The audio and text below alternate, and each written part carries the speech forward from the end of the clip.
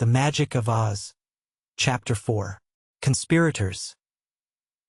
Kiki-Aru didn't know much about Oz and didn't know much about the beasts who lived there, but the old gnome's plan seemed to him to be quite reasonable.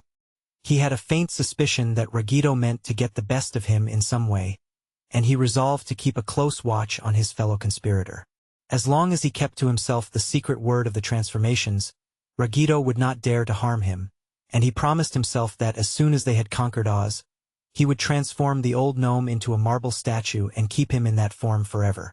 Ragito, on his part, decided that he could, by careful watching and listening, surprise the boy's secret, and when he had learned the magic word he would transform Kiki-Aru into a bundle of faggots and burn him up and so be rid of him. This is always the way with wicked people. They cannot be trusted even by one another. Ragito thought he was fooling Kiki, and Kiki thought he was fooling Ragito, so both were pleased.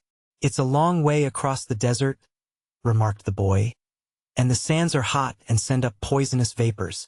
Let us wait until evening and then fly across in the night when it will be cooler." The former Gnome King agreed to this, and the two spent the rest of that day in talking over their plans. When evening came they paid the innkeeper and walked out to a little grove of trees that stood nearby. "Remain here for a few minutes and I'll soon be back," said Kiki, and walking swiftly away, he left the gnome standing in the grove. Ragito wondered where he had gone, but stood quietly in his place until, all of a sudden, his form changed to that of a great eagle, and he uttered a piercing cry of astonishment and flapped his wings in a sort of panic.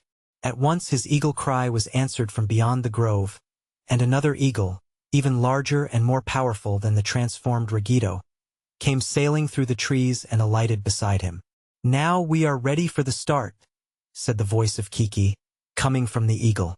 Ragito realized that this time he had been outwitted. He had thought Kiki would utter the magic word in his presence, and so he would learn what it was, but the boy had been too shrewd for that. As the two eagles mounted high into the air and began their flight across the great desert that separates the land of Oz from all the rest of the world, the gnome said, "When I was king of the gnomes I had a magic way of working transformations that I thought was good, but it could not compare with your secret word. I had to have certain tools and make passes and say a lot of mystic words before I could transform anybody." "What became of your magic tools?" inquired Kiki. "The Oz people took them all away from me, that horrid girl, Dorothy, and that terrible fairy, Ozma, the ruler of Oz. At the time they took away my underground kingdom and kicked me upstairs into the cold, heartless world." "Why did you let them do that?" asked the boy. "Well," said Ragito, "I couldn't help it.